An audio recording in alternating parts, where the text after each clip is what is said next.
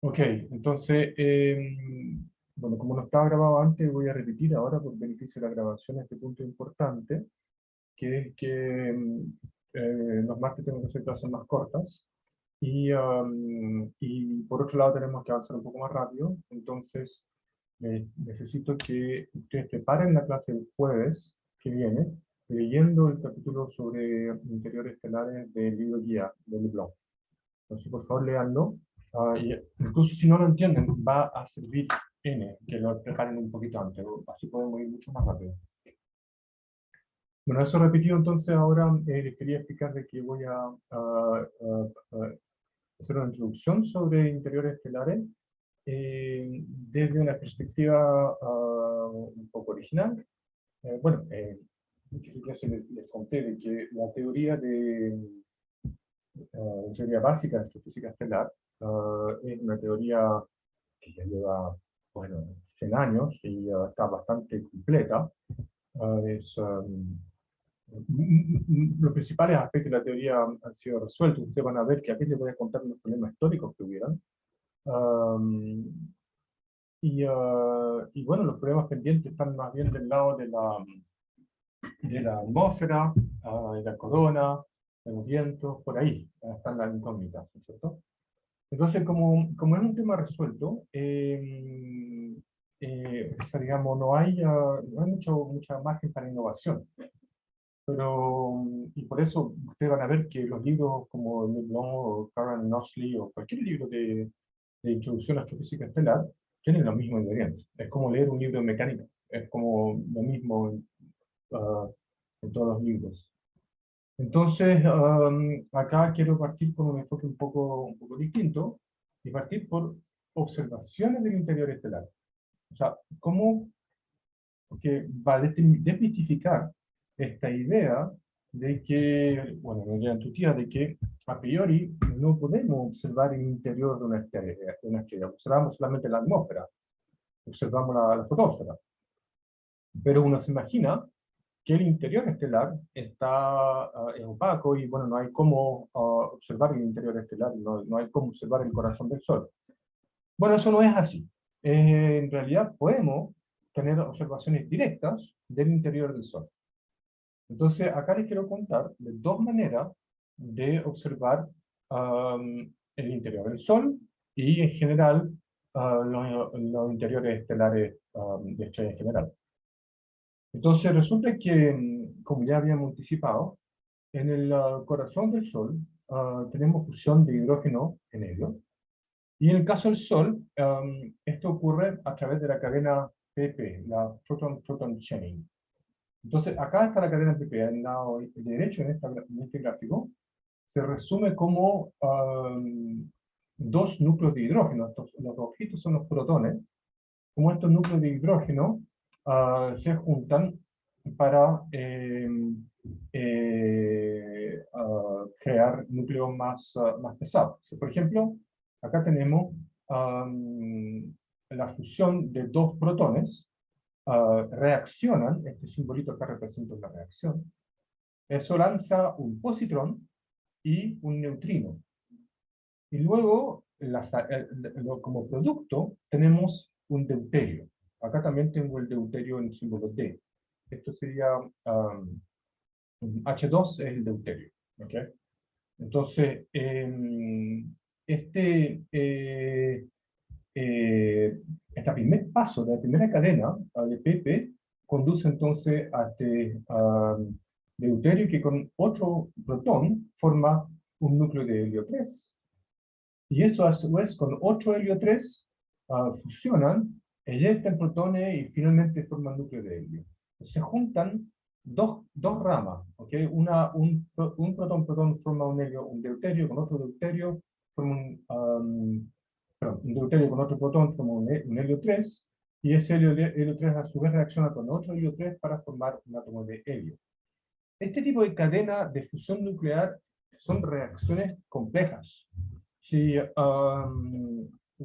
probablemente han tenido N ejemplos de reacciones químicas, y a veces los circuitos químicos son bastante complejos, pero los circuitos de física nuclear se los encargo, esos sí que son enredados.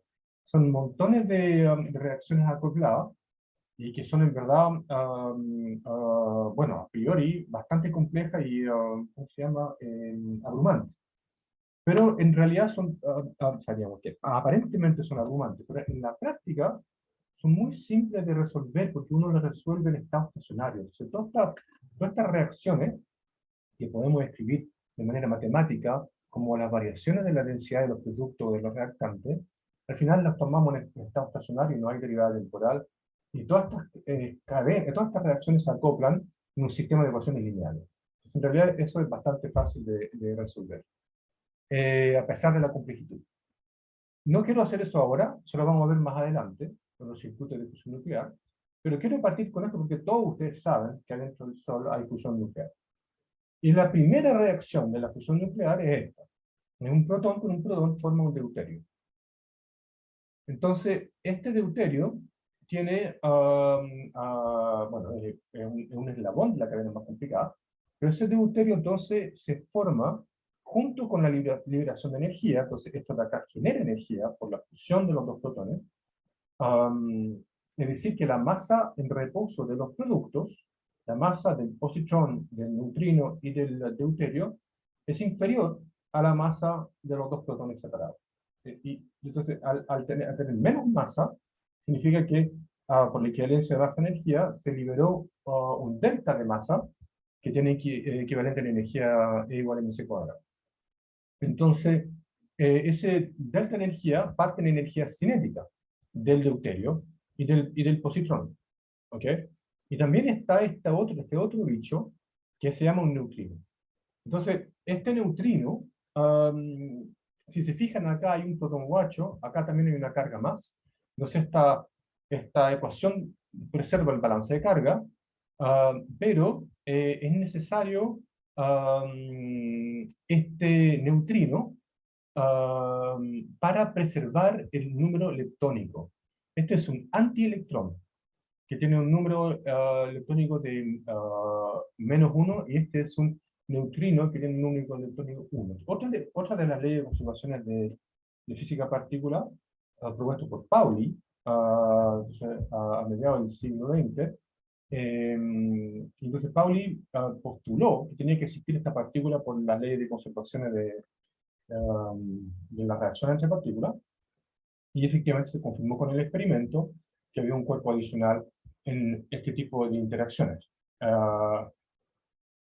No quiero entrar en detalle en la historia del neutrino, pero el punto acá que quiero hacer es que este neutrino se propaga casi a la velocidad de la luz e interactúa solo débilmente. Es decir, no interactúa electromagnéticamente. Y en el modelo estándar de física particular no tiene masa. Entonces ni siquiera interactúa gravitacionalmente. ¿Okay? Este neutrino significa que no tiene ninguna interacción posible con el resto del Sol y se escapa al Sol. Entonces, el grueso de estos neutrinos que se producen en el interior del Sol por las fusiones de los protones se escapan del Sol. Que algunos pocos interactúan, porque tienen la mala cueva de interactuar débilmente. La interacción débil es una de las 4 fuerzas de la naturaleza y es la más débil de todas. ¿Okay? Entonces es poco probable la interacción.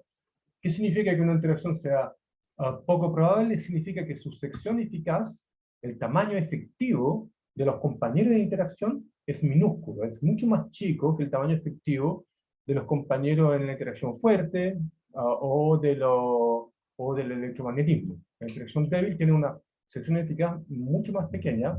Significa que la sección neta para el neutrino, un protón, tiene una sección neta muchísimo más chica que la sección neta que tiene el protón con un fotón. El fotón, en cambio, ve un protón gigante comparado a el tamaño efectivo del protón para un neutrino. Entonces, son neutrinos, para ellos el Sol es transparente y salen volando. Entonces, acá yo, antes de seguir, les quería hacer una pregunta. ¿Qué pasa con ese positrón? ¿Ustedes qué creen que le va a pasar al positrón? Aquí está el positrón. En esta cadena, en esta fusión, salta volando un positrón. Esta pelotita blanca es un antielectrón, un electrón con carga más. ¿Qué le va a pasar a ese? ¿Qué le va a pasar a ese positrón? ¿A alguien se le ocurre? Va a chocar con un electrón y se va a neutralizar. O sea, Bien, Sebastián, exactamente. El electrón va a chocar con o sea, un positrón va a encontrarse rápidamente con un electrón. Acuérdense que el grueso del Sol está hecho de hidrógeno. Por cada uno de estos protones hay un electrón volando, y los electrones, al tener mucho menos masa, se mueven mucho más rápidamente que los fotones, y los choques con los electrones son mucho más probables que los choques con cualquier otra cosa. Es que el positrón se va a encontrar rápidamente con un electrón, se va a recombinar y se va a aniquilar con su antipartícula. La aniquilación genera dos fotones gamma, así. Tenemos entonces un electrón, se va a encontrar con esos positrones para formar dos gamas. ¿Ok? La energía de liberación que se libera acá es de 0.5 mega electron volts y corresponde a la masa, esto de acá es igual a mc cuadrado, a 2 veces la masa de los electrones al cuadrado.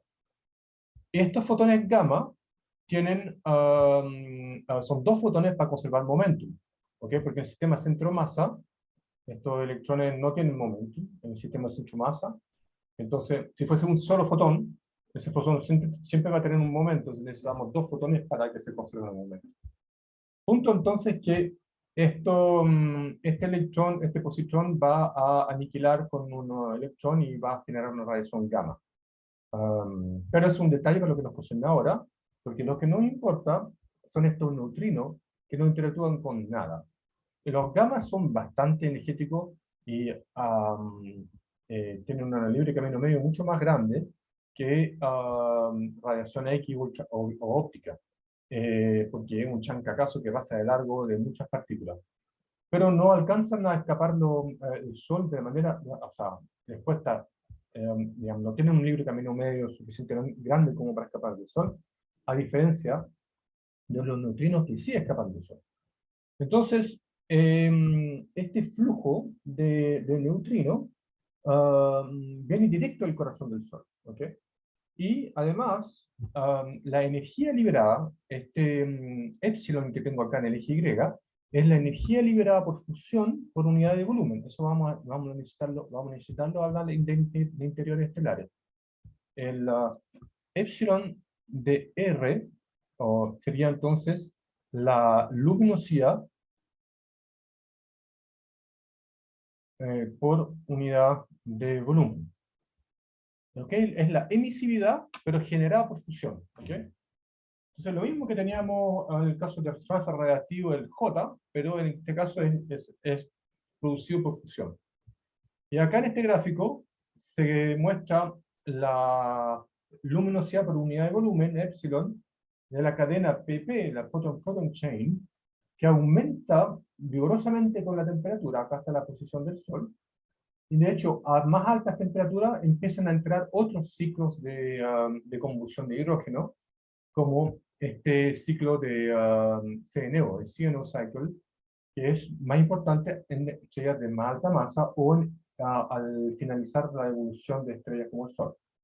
Pero el punto acá es que, bueno, también más arriba todavía, más alta temperatura, empieza el triple alfa, que es en realidad la combustión de helio. Eso no nos importa. Yo le muestro esto porque la producción de energía, la luminosidad neta del Sol, depende de la temperatura. Entonces, si yo le digo, tengo una luminosidad solar, yo puedo saber cuál es la generación de energía acá debido al photon chain, y voy para atrás a esta reacción y sé cuántos neutrinos tendría que recibir, ¿no es cierto? Dado una luminosidad neta del Sol, yo puedo saber cuántos neutrinos necesito, porque para cada par de protón que reacciona, emite un neutrino. ¿Ok? Entonces, si yo digo, ya, entonces el Sol corresponde a este punto, por esa tasa de productividad de energía, entonces yo sé cuántos protones vienen, cuántos neutrinos vienen. Y eso también, gracias a esta curva, me da una medida de la temperatura en el centro del Sol.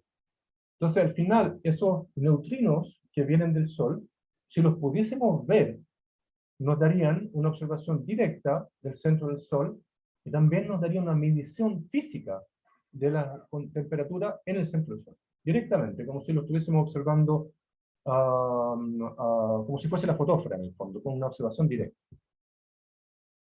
Para eso, entonces, justamente se han construido detectores para tratar de detectar esos neutrinos. Entonces, no es fácil, ¿ok? Pero se ha logrado. Son pocos eventos que se han detectado, ¿ok? Y acá hay un ejemplo con el detector Super Kamiokande, que es un detector que está a 1 kilómetro bajo tierra, debajo de una montaña en Japón. Es un estanque gigante relleno de agua.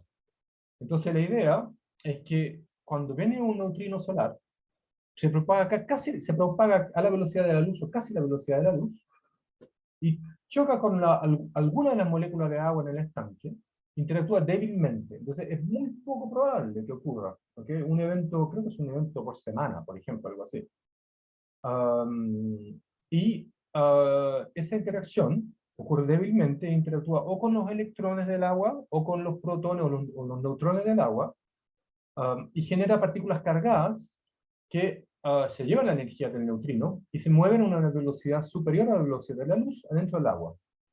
¿Okay? Entonces el índice de refracción del agua, me voy a pegar un carril, será 1.5, algo así. Es un poco, la velocidad de propagación de la luz en el agua un poco inferior a la del vacío. Y entonces cuando uno tiene una partícula que se propaga más rápido a la velocidad de la luz en el medio, se genera una onda de choque que genera radiación, que se llama la radiación de Cherenkov, una radiación azul. Entonces acá en este gráfico, en esta foto, está el interior del detector Kamiokande, y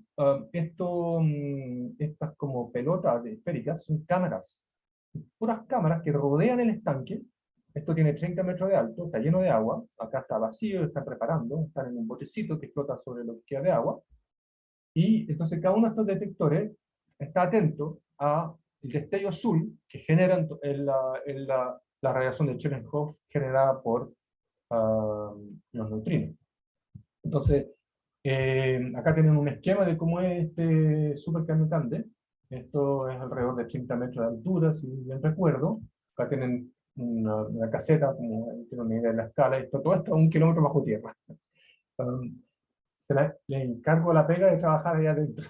No hay que ser claustrofóbico. Entonces, el asunto es que se puede observar ese flujo. Podemos observar directamente el flujo de neutrinos del Sol, y el primer descubrimiento, este primer tipo de mediciones se hizo en los años 60 con el experimento Homestake. eh, Era John Bacall, un físico muy importante de la época, que diseñó este experimento. Y lo primero que vieron es que el flujo de neutrinos era solo 1/3 del esperado por la teoría de interiores estelares. Cuando yo digo teoría de interiores estelares, en realidad es algo muy sencillo. Es simplemente comparar la luminosidad del Sol con cuánta energía necesito por unidad de volumen. O sea, digamos, como tengo la luminosidad neta, sé cuántos protones tengo que quemar, y ahí los coloco en una cierta volumen en el corazón del Sol, digamos 1/10 del Sol, por decir, y eso me da un épsilon. Y ese épsilon entonces es el que yo comparo con los neutrinos observados. El tamaño donde se genera esa fusión nuclear es lo que yo llamo digamos, interior estelar. De donde, la teoría de interior estelar predice entonces la región donde se genera esa fusión nuclear. Entonces, este choque que había entre la observación de los neutrinos solares y la teoría astrofísica se llamó el problema de neutrinos solares. Y duró hasta el año 2002. Cuando yo empecé a estudiar física y astronomía en los años 90, era un problemazo. Había ahí una disputa. Digamos, los particulistas decían, no, ustedes los astrofísicos no saben calcular, mejor aprendan a resolver sus códigos, escriban mejores algoritmos. Y los astrofísicos decían que no, hay un problema con la astrofísica de partículas, con la física de partículas, y así va y ven, ¿no es cierto? Hasta que el problema fue resuelto con la observación de las oscilaciones de neutrinos. Pero ¿qué significa eso? Es que los neutrinos en realidad pueden ser tres tipos de neutrinos distintos. Está el neutrino solar, el electrón, el nu-e, es el electrón neutrino. Está también el tau, que es el asociado a los electrones tau, o los mu. Entonces, hay tres tipos de neutrinos distintos. Y resulta que las partículas como esta, como los electrones que tienen masa, se pueden superponer en cada uno de estos tres estados. En el fondo, es como si uno representara el estado de la partícula con este nu alfa, ¿ok? En que este nu alfa sería un estado de este neutrino, y si bien parte siendo un neutrino, un electrón neutrino, en verdad podría cambiar, porque en realidad su identidad de neutrino se superpone con la de los otros dos. Hay tres neutrinos, eso todavía es un tema de debate, pero en el modelo estándar de partícula hay tres tipos de neutrinos. ¿Okay? Pero para que ocurra esta oscilación de neutrino, es decir, que cambie de identidad, y que por lo tanto un neutrino solar, que un electrón neutrino, parta siendo un electrón neutrino, pero cuando llega a la Tierra ya no es un electrón neutrino, para que ocurra eso, es necesario que tenga masa. Porque si no tiene masa, el neutrino se propaga exactamente a la velocidad de la luz, y por lo tanto el tiempo propio que ocurre entre su generación y su observación en la Tierra es cero. Es decir, de que para un fotón, el tiempo que transcurre entre su generación y su absorción es cero, porque viaja a la velocidad de la luz, ¿no es cierto? Entonces, tiempo propio ahí, tiempo propio de una partícula que viaja a la velocidad de la luz es cero. Entonces, para que tenga tiempo de cambiar de boro, si quieren, de ponerse el boro del mu o del tau, necesita algo de masa, aunque sea muy, muy poco. La masa es minúscula. Compárenlo con la masa del protón, que tiene menos 27 kilos. Entonces, diga Tamara. Profe, ¿podría repetir esa parte que justo me caí? ¿Por qué necesitaban masa?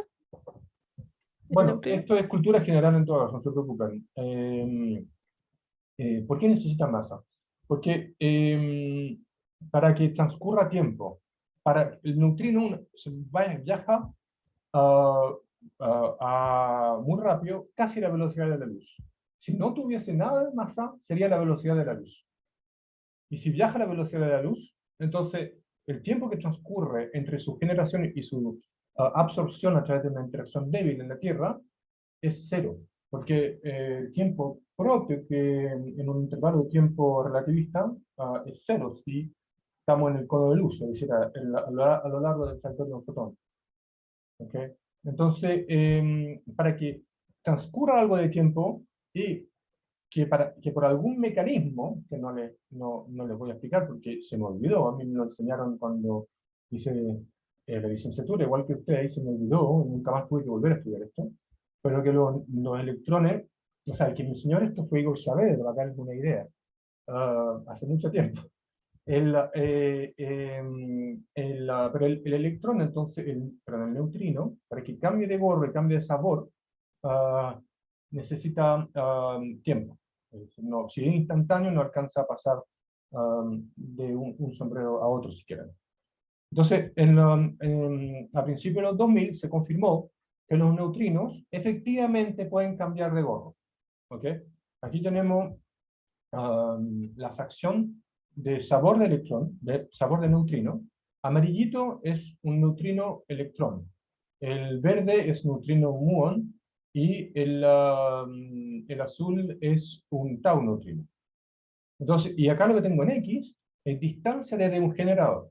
Entonces, un generador en Japón, un generador de partículas, y este gráfico, entonces, muestra la fracción de distintos sabores de los neutrinos a medida que uno se aleja del reactor. ¿Ok? Entonces, esta evolución depende directamente de este operador U, que describe la evolución de estos sabores. Y el punto acá es que a medida que va transcurriendo el tiempo propio del neutrino, va cambiando de sabor. oscila de un sabor a otro. ¿Ok?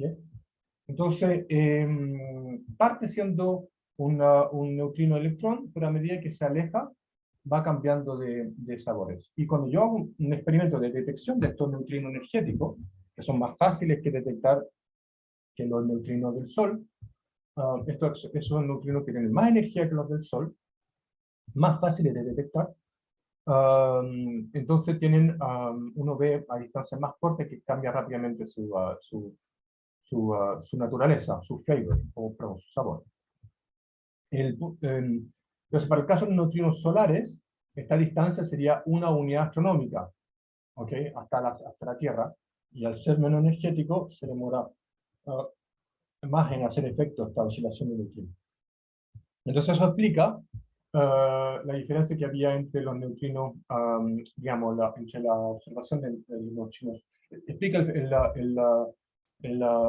neutrinos, el problema de los neutrinos. El Solar Neutrino Problem. Entonces, ahora les quería proponer dos temas de presentación en relación a esto. La supernova 1987A en la nube grande de Magallanes y los neutrinos de supernovas. Entonces, y la otro tema de la presentación es el detector Ice Cube, que está en Antártica, que es un kilómetro cúbico de hielo antártico como detector, y el potencial que tiene para poder hacer astronomía de multimensajero, es decir, no solamente astronomía óptica. Estas presentaciones, la idea es que sean súper cortas, 5 minutos máximo, 2 láminas. Carla, todavía no me pasan las notas del control 1, que no sé si va a ser necesario el salvataje o no. Me ha anticipado que están malas las notas de la pregunta 1, no así las de la 2 y 3. Entonces no sé bien qué va a pasar, pero quienes quieren hacer un tema de presentación, les mejora la nota de participación, que mejora la nota final del curso, como ya lo anuncié al principio del semestre. Y es posible que considere esta presentación como para mejorar la nota del control 1, máximo en medio punto, es decir, 0.5. Entonces quisiera saber si a alguien le interesa preparar uno de estos temas para el jueves.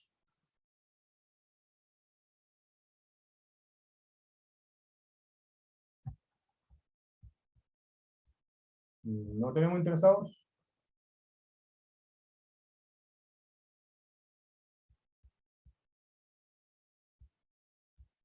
Seguro, nadie quiere presentar sobre estos temas de acá.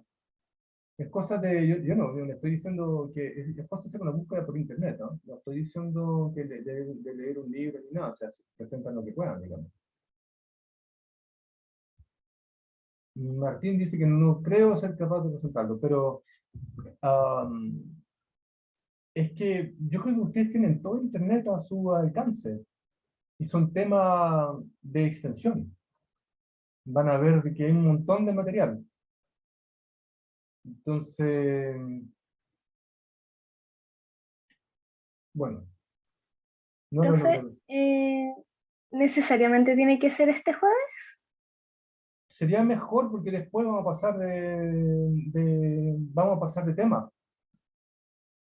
Pero, o Sí, sea, lo si que pasa nadie es se presenta para el jueves, estoy dispuesto a esperar el martes. Lo que sí es que el primero que quiere es, no vamos a alcanzar a hacer pasar todo el mundo. Entonces, es una oportunidad de mejorar la nota del control 1. Si es que no me quiero comprometer, porque depende de las notas que salgan, ver si es necesario. Pero es una posibilidad. Yo tomaría bueno, si lo hacen bien, podría llegar a subir medio punto en el control 1. Aparte bueno, obviamente mejorar la nota de participación, que mejora la nota final del curso. Entonces eso. Así puede ser al máximo hasta el próximo martes, si prefieren. El primero o la primera en declararse interesado lo obtener. Parece que Vale quería decir algo. Que yo apaño a presentar martes o jueves. Bien, ¿cuál quieres? el Ice Cube suena interesante, así que como que Ya, lo quería investigar. dale, tuyo, dale. Para el martes, entonces. Sí, no, no hay problema. Ok. ¿Alguien más? ¿O estamos? Ok. Profe, eh, yo presentaría el otro tema el martes también. Bien, Tamara. Oiga, si Tamara y Vale, si tienen, si no logran encontrar material, estoy seguro que van a encontrar material, es cosa de poner estas mismas palabras en Google y van a encontrar un montón de material. Pero si no llegaran a encontrar material, me escriben y les doy unas pistas, ¿ok? Ya, Ya, gracias, les profe. felicito a Tamara y Vale por la valentía. Ok, voy a seguir entonces un poquito más. Profe, Ujú. ¿va a haber alguna otra oportunidad No, ya se así acabó. para solo esos dos? No es una broma. Voy a tratar de dar oportunidad de todas las clases, pero máximo 2 presentaciones de 5 minutos cada una eh, en cada clase, no más. Y preferiría que fuesen los jueves, porque los martes tengo que hacer clases cortas. Profe, ¿Sí? entonces este jueves no va a presentar nadie. Parece que no. Hubiese sido mejor, Eh, pero no. o se- o sea, si tiene otro tema, creo que yo puedo presentar el jueves.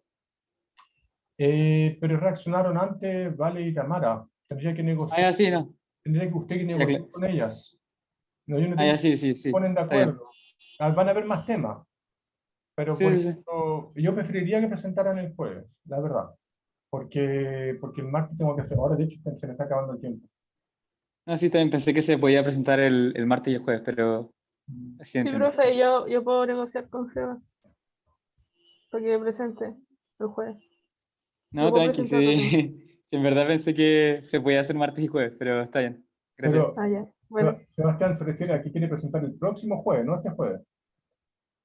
Ah, no, había pensado en este jueves, Entonces, no pero sé, no, o sea, ¿quieren dejar su presentación a Sebastián para este jueves?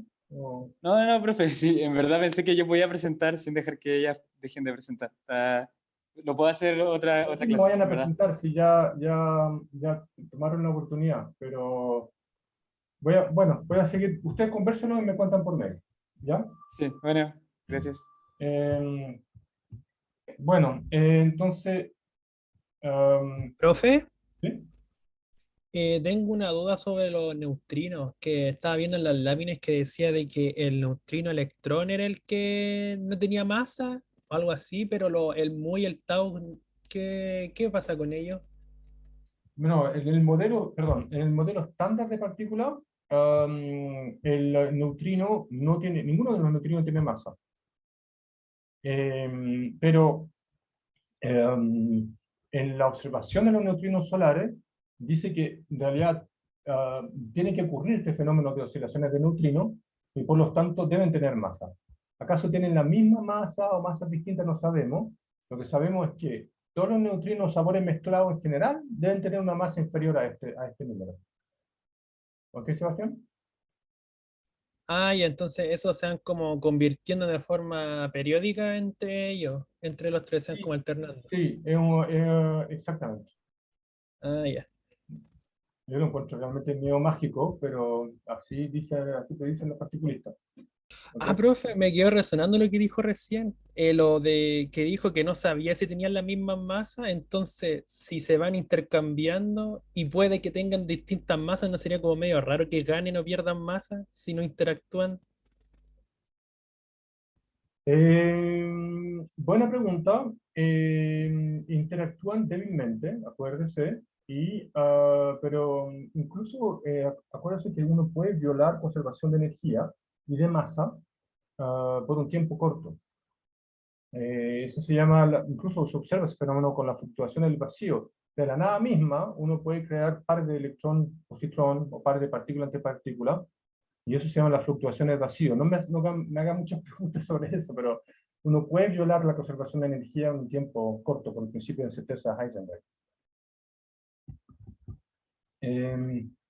Bueno, se me estoy demorando muchísimo más de lo anticipado, pero les quiero hacer una introducción rápida a Otro mecanismo para observar los interiores estelares y el interior del Sol, que es la helio y la asterosismología. Entonces la idea acá es que las estrellas varían. No hay ninguna estrella cuya luminosidad sea estrictamente constante. ¿Okay? La estrella pulsa. Eso se refleja en un cambio de la luminosidad en función del tiempo, y también ese cambio de luminosidad se puede ver como un cambio de volumen de la estrella que va vibrando, así como una bola que va inflándose, que es compresible, una bola de gas compresible.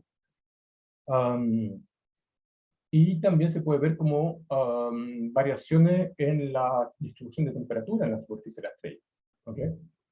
Entonces, en el caso de las variaciones radiales, lo que ocurre es algo como lo que está dibujado acá. Este gráfico en particular lo saqué de Leblon. Aquí tienen un modo fundamental de vibración que se va expandiendo la superficie y después obviamente se va a achicar, no oscila. Acá tienen el primer armónico, en que tienen un nodo en la mitad. ¿Okay? Entonces tienen que imaginarse como un modo de vibraciones de un medio que propaga ondas. Entonces, acá la mejor manera de pensar en esto es ondas de sonido. Imagínense ondas estacionarias de sonido que se propagan en esta estrella. Y el borde de la estrella es un borde libre. ¿Okay? Entonces, ahí es como tener la propagación de sonido en una quena, que tiene como una apertura libre en el tubo, ¿no es cierto? Al final del tubo. Entonces, ¿no es cierto? Un órgano que tiene un tubo largo sin tapa. Son ese tipo de condiciones de borde. Y acá tienen el segundo armónico, con dos nodos. ¿Okay? Y esos son modos radiales de pulsación de la estrella o del Sol. También, aparte de las oscilaciones radiales, se pueden propagar ondas de sonido al interior del Sol. Es lo mismo que la propagación de un sismo en la Tierra. ¿Okay? Entonces, lo que ocurre es que esas ondas de sonido se refractan en el interior del Sol o de la estrella, porque la velocidad del sonido depende de la temperatura local. Acá tienen la expresión para la velocidad del sonido. Mientras va aumentando la velocidad del sonido al interior de la estrella, porque aumenta brutalmente la temperatura. Entonces, este gamma es el índice adiabático y este mu es el peso molecular. Entonces, este índice, la onda de sonido cruzan la estrella y se reflejan en la superficie. Entonces, por ejemplo, acá tienen una onda de sonido que se va propagando hacia el interior, se refracta, vuelve para arriba, rebota en la superficie, se refracta de nuevo, rebota. Y estos puntos donde llega a la superficie generan perturbaciones locales que se ven como una variación de la fotósfera. La fotósfera solar va a cambiar de velocidad localmente. Si tengo una imagen resuelta, en ese punto donde tiembla, si quieren, se va a ver una vibración en la fotósfera. Y se ven las líneas vibrando. ¿Okay? Entonces, para una observación no resuelta, como en el caso de una estrella que no puedo ver la cara, sino que tengo un flujo integrado nomás, yo veo una variación de la velocidad radial promedio de la estrella, debido a estas ondas de sonido que se reflejan en la superficie.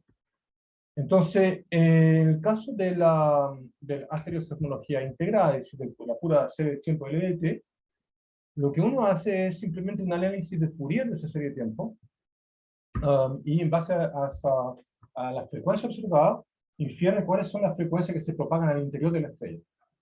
En el caso del Sol, es distinto porque podemos ver la cara del Sol, y lo que ahí hacemos es descomponer las vibraciones, o sea, uno mapea la cara del Sol con en luz óptica, por ejemplo, o en H-alfa.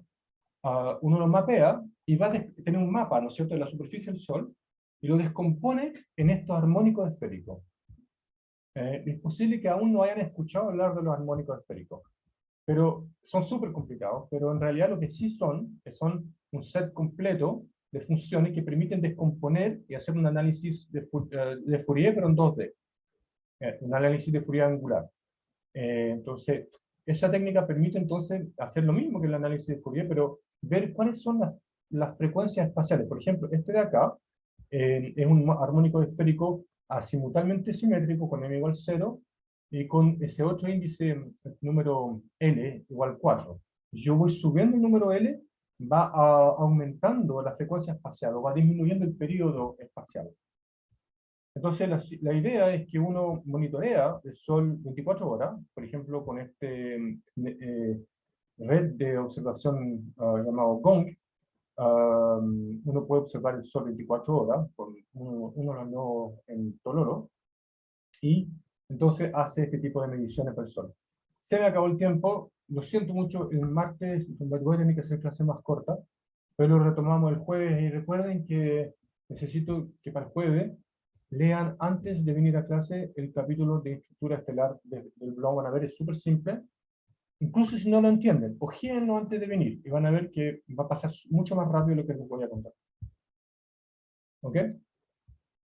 Bueno, con eso me despido. Muchas gracias por participar y por tener las cámaras encendidas. Me despido ahora. Chao. Chao, profe. Gracias. La profe, gracias. Gracias.